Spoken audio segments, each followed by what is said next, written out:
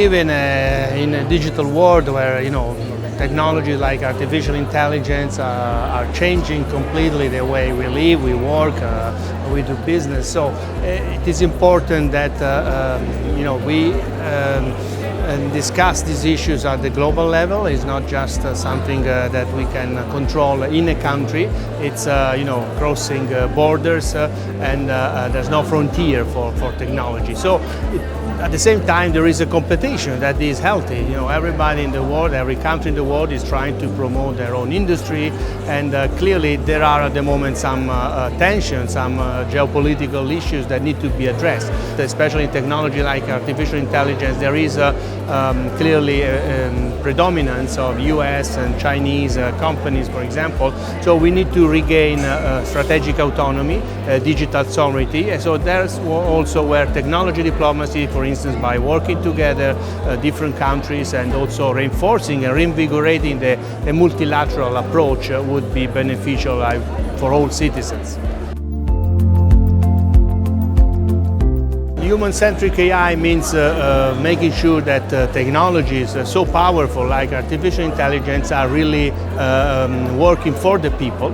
So technology is helping people to have a better life and not vice versa. So at the moment we see that the rapid development of technologies like artificial intelligence is somehow alienating our humanity. So we need to make sure that we go back to the fundamentals of technology working for people, and that's why human-centric AI means also in the European Union, let's say, perspective, to make sure that we build on the principles and values of the European Union, for example, so the open society, democratic systems, but also sustainability in terms of respecting the environment. So we have to also see why we are using certain technologies, what are the benefits, and sometimes maybe we don't need to abuse of the power of certain technology, because this could be detrimental to the citizens and to our environment, for example.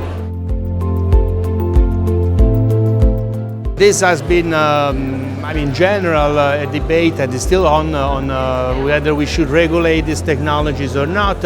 And actually, there is also a bit of a misconception on, for instance, on the European approach to artificial intelligence. Nobody has ever thought it would be crazy just to think about regulating the technology, especially such powerful technologies. What we can do, and that's what the approach the European Union proposed at the global level, is to regulate the use of certain technologies, including AI, that could be detrimental to our society, can have negative effect, can have risks. So the risk-based approach is what has been discussed at the European level in particular.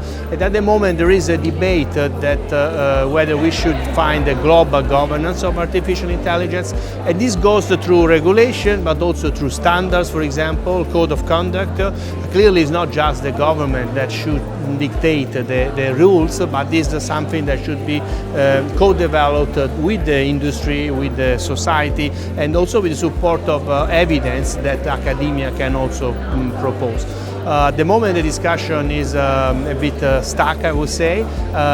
There is also in the EU a discussion about simplifying the rules of the different regulations that have been proposed, not only the AI Act, simplifying this to make sure that we can, as we say in Europe, we can innovate through regulation and not just limiting the potential of some technologies like artificial intelligence.